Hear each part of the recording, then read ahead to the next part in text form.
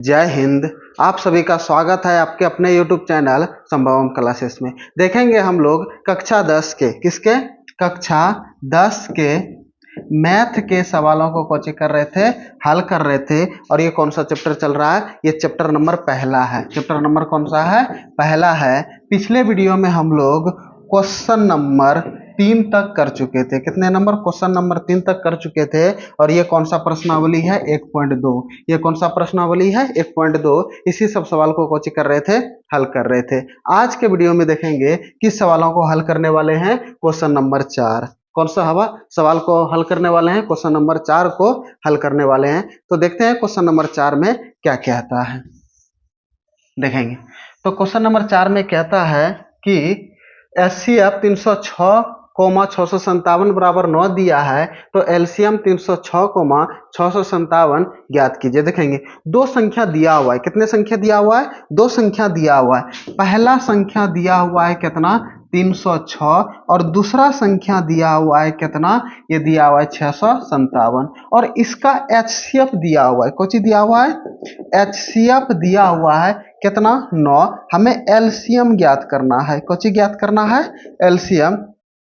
इसका एलसीएम कितना होगा वही ज्ञात करना है। तो देखते हैं ये 300 इसके मदद से तुम ज्ञात कर सकते हैं, लेकिन एक सूत्र आता है। वे कौन सा? देखेंगे पहला संख्या दिया हुआ है, ठीक है, यानी कि पहला संख्या दिया हुआ है। ये पहला संख्या कितना है?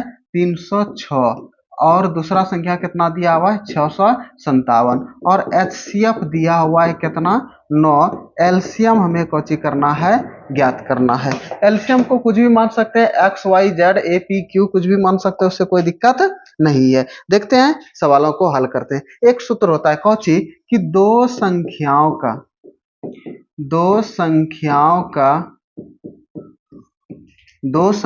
का गुणनफल बराबर लॉसौ गुना मौसौ, यानी कि एलसीएम गुना एचसीएफ। ये वही होता है। देखेंगे दो संख्या दिया हुआ है। एक संख्या कितना दिया हुआ है? 306। और दूसरा संख्या कितना दिया हुआ है? 657 दिया हुआ है। और बराबर एलसीएम हम मान सकते हैं कुछ भी, या तो एलसीएम की जगह पे एलसीएम ही लिख सकते हैं, क्योंकि एलसीएम निकालने के लिए बोला है। तो एलसीएम और गुना एचसीएफ दिया हुआ है कितना? 9। अब देखेंगे ये जो इसके साथ में गुना में है, तो ये इधर आकर के किस में? भाग में बन जाएंगे। या एलसीएम की जगह पे कोई भी 4 लिख सकते हैं, उससे कोई दिक्कत नहीं है। तो हम यहाँ पे लिख सकते हैं, इसको कौची लिख सकते हैं? ये 306 गुना ये 657 अब बटेगा कितना? 9। और ये बराबर का कौची? एलसीएम। हमें एलसीएम निकालने के लिए बोल रहा था। अब देखिए ये 9 से कट जाए, क्योंकि 6 3 9, 9 में 9 से भाग लग जाएगा, यानी कि 9 से भाग लगने का नियम यही है।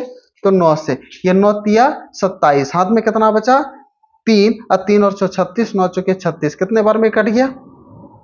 34 बार में। कितने बार में कट गया? 34 बार में। अभी हम गुना कर सकते हैं किसको? कि ये 657 गुना 34 अब बराबर का कौची? एलसीएम। तो गुना कर लेते हैं।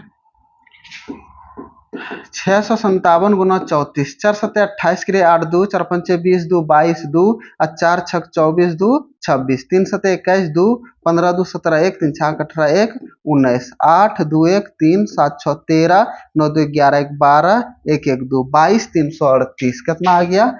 22 338। ये कितने आया? एलसीएम आया इसका। यही हमें एलसीएम ज्ञात करने के लिए पूछ रहा था। यही हमारा कौची हो गया? आंसर। यही हमारा कौची हो गया? आंसर।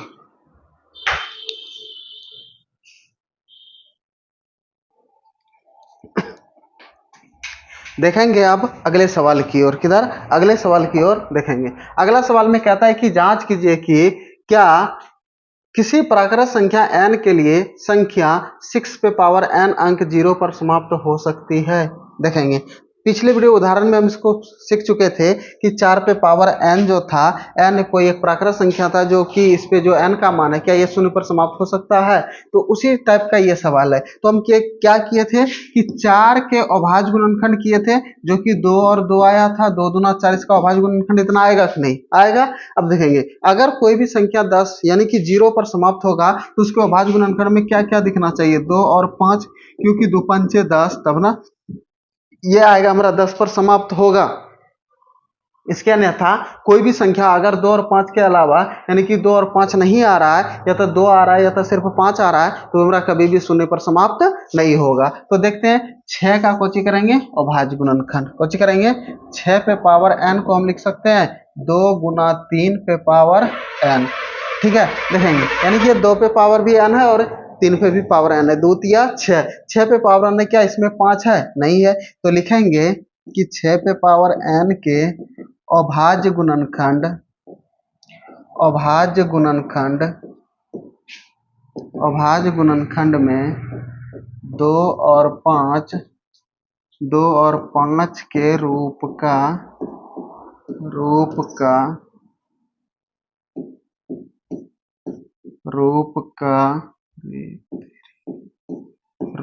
का नहीं है, नहीं है।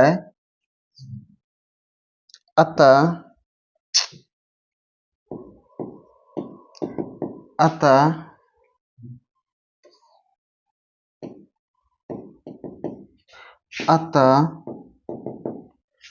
ये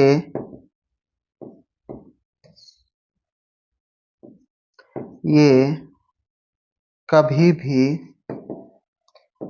भी शून्य पर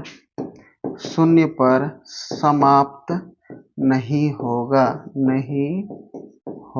शून्य पर समाप्त नहीं होगा, कभी भी ये शून्य पर समाप्त नहीं होंगे, क्योंकि इस 6 का अभाज्य गुणनखंड कितना है? 2 और 3 के रूप में है। इसमें क्या क्या दिखना चाहिए? 2 और 5।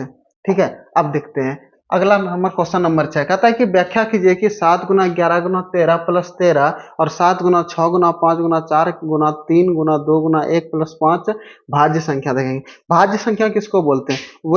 वे सभी संख्या जिसका गुणनखंड 4 से अधिक हो। कितने से अधिक हो? 4 से अधिक हो, उसी को कौन सी संख्या बोलते हैं? भाज्य संख्या।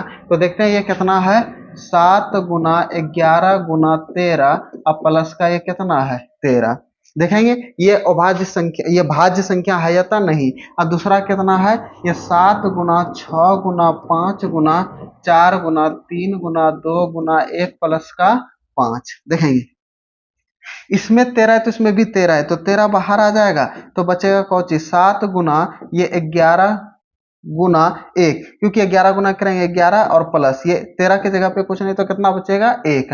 अच्छा इसमें से यहाँ भी 5 है, यहाँ भी 5 है, तो 5 को कॉमन लिख सकते हैं, तो 7 गुना 6 गुना 5 को बाहर कर देते, यहाँ पे 1 है, 1 गुना कोई भी संख्या से करेंगे तो वही संख्या आएगा, और ये 4 गुना 3 गुना 2 और ये प्लस का 1, क्योंकि 1 से गुना करेंगे तो वही आएगा। देखेंगे यहाँ पर लिख सकते हैं 13 गुना 11 सते 77 अब प्लस का 1, तो 13 गुना में कितना हो गया? 77 1 78। देखेंगे ये 2 से अधिक गुणनखंड में आ रहा है, तो देखेंगे यहाँ पे ये 5, ये कितना हो जाएगा?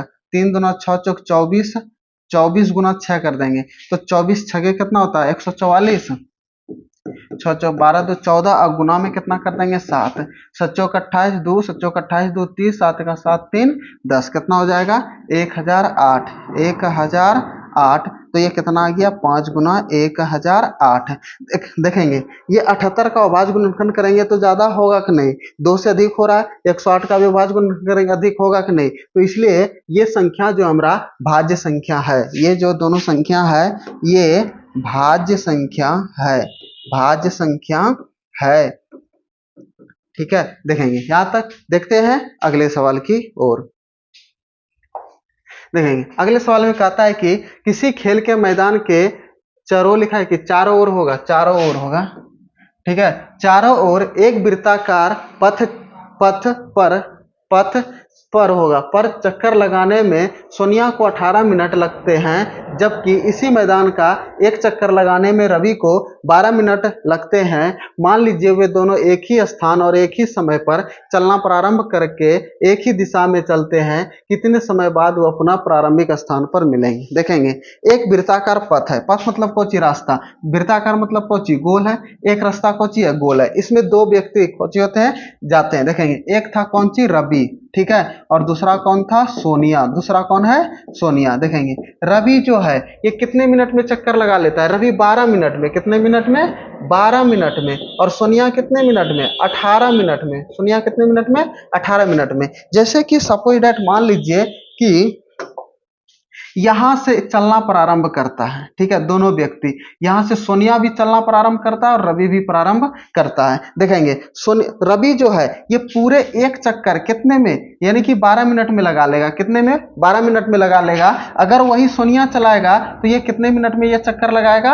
18 मिनट में। कितने मिनट में? 18 मिनट में। और रवि कितने मिनट में? 12 मिनट में चक्कर लगा देगा। तो देखेंगे जैसे कि अगर रवि, ठीक है, देखेंगे अगर रवि 2 चक्कर लगा देगा तो यहाँ पे देखेंगे ये 18 मिनट और कुछ, तो देखेंगे ये दो चक्कर लगाने में ये 24 मिनट लगाएगा। ये 2 चक्कर लगाने में कितने मिनट लगाएगा? 24 मिनट लगाएगा। फिर तीसरा चक्कर लगाने में कितने मिनट लगाएगा? 36 मिनट लगाएगा। अब देखेंगे जब रवि 3 चक्कर लगा देगा तो सोनिया कितना चक्कर लगाएगा? एक चक्कर लगाने में इसको 18 मिनट लगेगा, तो दूसरा चक्कर लगाने में इसको कितने मिनट लगेगा? 36 मिनट लगेगा, क्योंकि रवि भी 36 मिनट में यहाँ पहुंच जाएगा और सोनिया भी यहाँ पर कितने मिनट में पहुंच जाएगा? 36 मिनट में पहुंच जाएगा। तो इस स्थिति में क्या करना है कि दोनों का एलसीएम निकाल लेना है। दोनों का क्या निकाल लेना है? एलसीएम। तो यहाँ पे हम दोनों का कोची निकाल लेते हैं, एलसीएम। तो देखेंगे कि 12 और 18 का एलसीएम, ठीक है। तो 12 और 18 का जो एलसीएम निकालेंगे किस तरह से निकालेंगे देखेंगे। 12 का अभाज्य गुणनखंड करेंगे तो किस तरह से लिखेंगे? 2 गुना 2, 2 दुना 4 और ये 4 तिया 12। 18 का लिखाएंगे तो 2 गुना 3 और 3 गुना कितना? 3। इस तरह से होगा। अब एलसीएम निकालना है। कुछ निकालना है एलसीएम। जो जो दोनों में दिख रहा है उसको बाहर करेंगे। ये दोनों दिख रहा है, ये दोनों दिख रहा है, तो ये 2 और 3 को बाहर करेंगे। ये इसमें तो इसमें नहीं है, ये इसमें तो इसमें नहीं है, फिर भी दोनों को बाहर करेंगे तो कितना हो जाएगा? 2 तिया 6, 6 दुना 12, 12 तिया 36। यानी कि वे दोनों जो है एक दूसरे को 36 मिनट पर पुनः एक ही स्थान पर कुछ हो जाएंगे, मिल जाएंगे। देखेंगे ये प्रश्नावली 1.2 का टोटल क्वेश्चन हम लोग क्या करें, कर चुके। ठीक है, जो जो अभी तक हमारे चैनल पर नए हैं चैनल को सब्सक्राइब जरूर कर दें और अपने दोस्तों में शेयर जरूर कर दें। आज इतना ही। जय हिंद।